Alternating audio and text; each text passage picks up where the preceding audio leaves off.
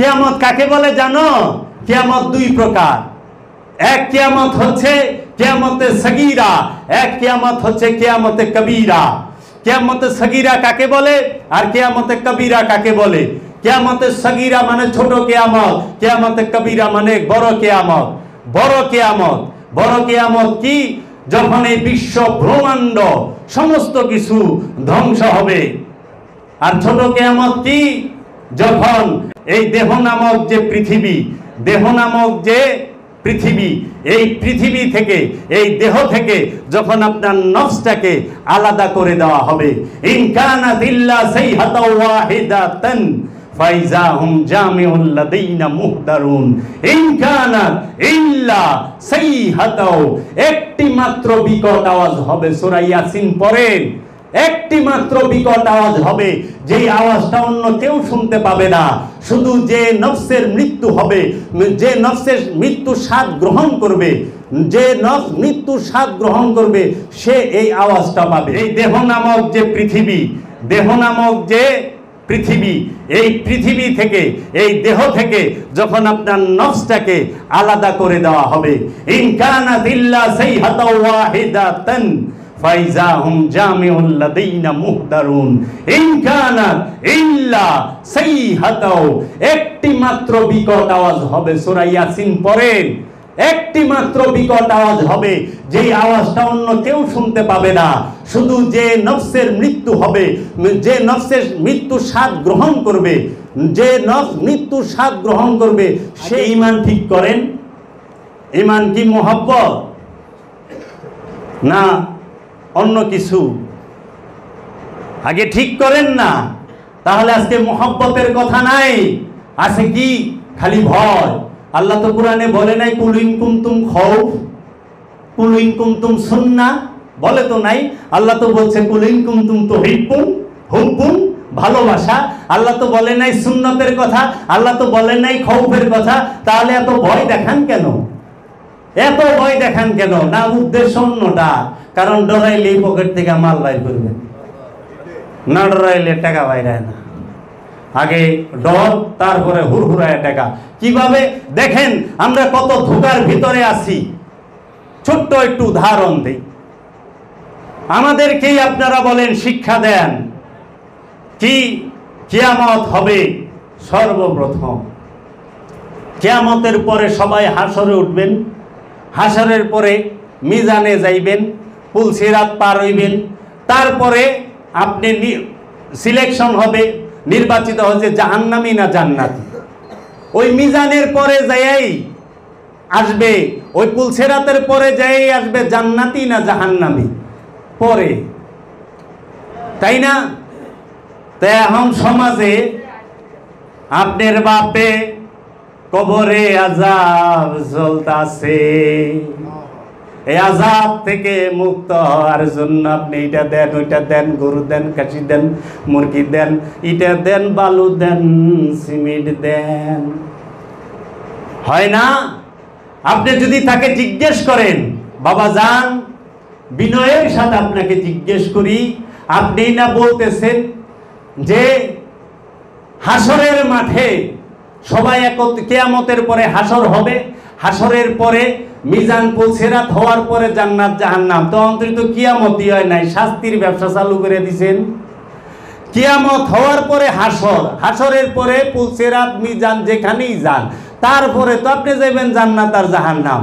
তা আমাকে তো অন্তরিত কিয়ামতই হয় নাই।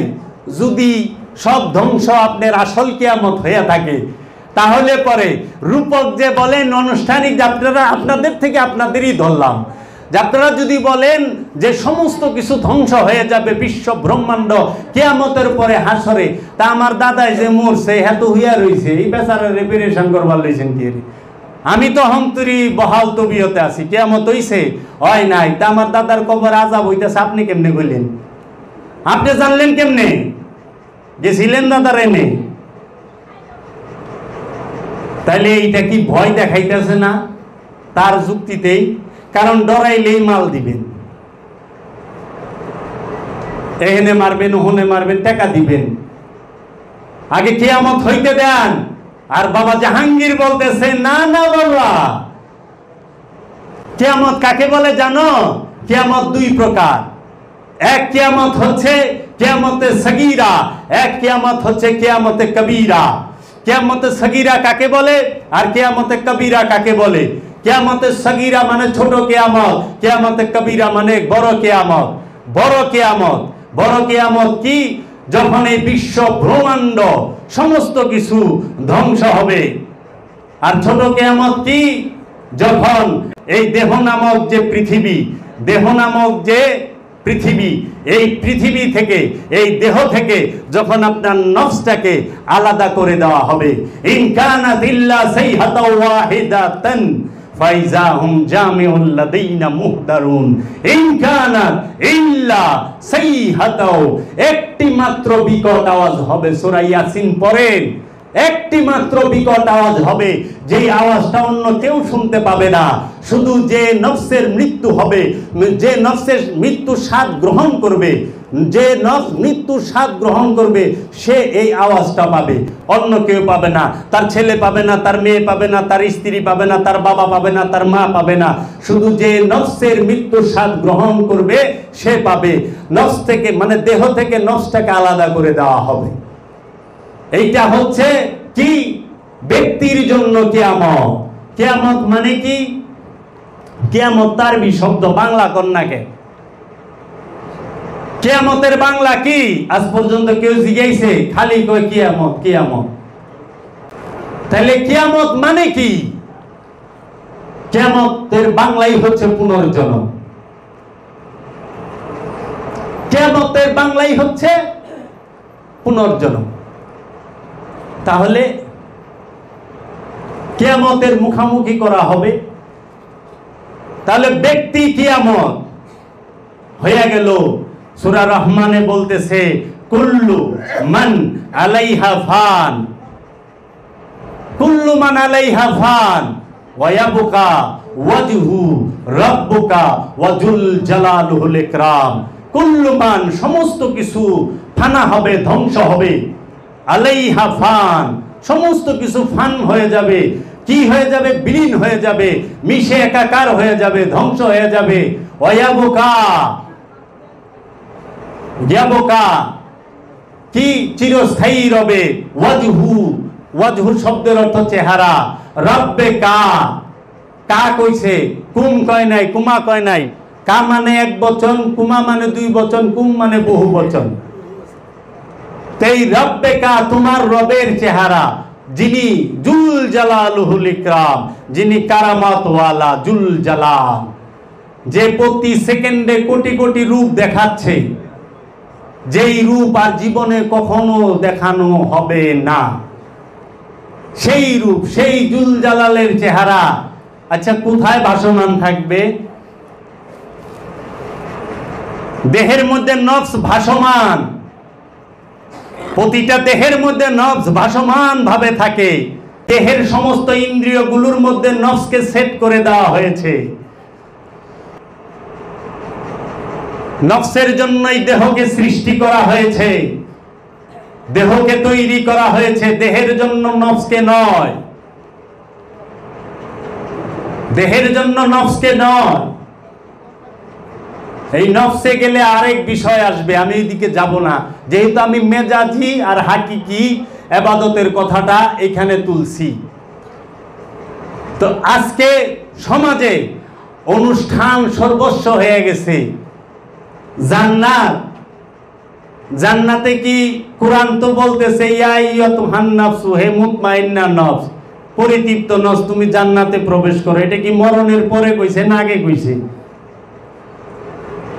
আর হুতামায় কখন? তুমি সম্পদ জমা করলেই আমি তোমার হুতামায় ভালাই দেব, গুইনা বাইসা রাখলেই। এটা কি বড় সম্পদ জমা কি মরণের পরে করে না আগে করে? বাইসা থাকতে করে না? তো হুতামায় তো বাইসা থাকতেই ভালাইব। হুতামায় যে ভালাইব বাসা অবস্থাই তো হতাশা, আহা ওহো এহে। এছাড়া মানুষ আছে? নাই তো। হাবিয়া দুজক, তলাবিহীন গর্ত, যেই তো দুজকের তলা নাই, ওটা কি মরণের পরে ভালাইব নাই জিন্দা থাকতে? তাই আমার দয়াল বাবা জান বলছে, বাবা কেউ মরণের পরে জাহান্নামে যাইব না, সবাই জাহান্নামে আছে, জাহান্নাম বর্তমান কাল। জাহান্নামে যে কোরআন খোলেন, কোরআন পড়েন, জাহান্নাম শব্দটা যে যে জায়গায় আছে, জাহান্নামের যে স্তরগুলাই এক জায়গায় আগে পিছে, অতীত আর ভবিষ্যৎ নাই, সব জায়গায় বর্তমান। জান্নাতের বেলাও তাই, সব জায়গায় বর্তমান কাল, অতীত ভবিষ্যৎ নাই। তা আমাকে ভবিষ্যৎ খালি কোনকে ভবিষ্যতে যাইব, ভবিষ্যতে যাইব মানে কি? ভুল শিক্ষা কেন দেন? কুরবানি করেন, কুরবানি জীবনে একবার করার লাগে। কোনটা হাকিকিতে? একবার কুরবানি হয়ে গেলেই কমপ্লিট। আর আনুষ্ঠানিকতায় মেজাজিতে প্রতি বছর করে। আবার নফস একটা কুরবানি করে 10টা, এক আমিত্ব অনেকে 10টা করে, 15টা করে, করতেই থাকে। আবার অনেকে 3 দিন বইরা করে। এটা অনুষ্ঠান। বনের পশুকে ধরে এনে জব করাটা, এটা হচ্ছে আনুষ্ঠানিকতা, এটা আনুষ্ঠানিক কুরবানি। এই আনুষ্ঠানিক দিয়েই বুঝতে হয় হাকিকি কুরবানি কিভাবে করতে হয়। যেইভাবে আপনি বনের পশুটাকে ওই বাজার থেকে তাই কিনা আইনা, তাই না ধইরা আইনা, সব একদম শক্তি খাটাইয়া জোর কইরা গলায় ছুরি চালায় দেন, ও কিন্তু ছুরি নিতে চায় না, আপনি চালায়া দেন। ঠিক এইভাবে এই দেহটা একটা বাজার, অভাব নাই এখানে, ইচ্ছার চাওয়ার পাওয়ার। এই বাজার থেকে আপনার আমিত্ব নামক নফসটাকে ঠিক ওই বনের পশুর মতো টাইনা ধইরা আইনা জোর করে, এই আমিত্ব কখনোই সে জবে হতে চায় না, কুরবানি হতে চায় না, তাকে জোর কইরা ধইরা আইনা এই সমস্ত ইচ্ছার জিবলাগুলাকে, ইচ্ছার মাথাটাকে কাইটা দেন দয়ালের রহমতকে নিয়া। দয়ালই কাইটা দিব। এই হাকিকি কুরবানি। এর জন্য বাবা নজরুল বলেছেন কি, মনের পশুকে করো জবাই, পশুরা বাঁচে, বাঁচে সবাই। প্রথমে তোমার এই মনে যে পশু, প্রত্যেকটা নফসের মধ্যে আমিত্ব নামক যে শয়তান রূপী খান্নাস, তার স্বভাব পশুর থেকেও ভয়ঙ্কর, পশুর থেকেও হিংস্র, পশুর থেকেও দানবীয়। কারণ হিংস্র না হইলে আপনি 1 সেকেন্ডের ভিতরে এই আমিত্বের কারণে, এই সম্পদ জমা করার কারণে এক বোমা মাইরা লক্ষ লক্ষ মানুষ মাইরা ভালান, এক বোমা মাইরা শত শত মানুষ মাইরা ভালান। এমন অস্ত্র বানাইছেন যে 24 ঘন্টাও নরগল, খালি গুলি চলবো 23 ঘন্টা। নাম দেয়া দিছে AK-47।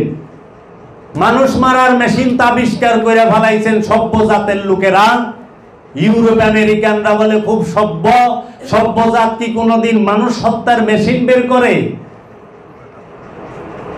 মানুষ গড়ার মেশিন তো বের করতে পারলেন না, মানুষকে কামেল করার মেশিন তো তৈরি করতে পারলেন না।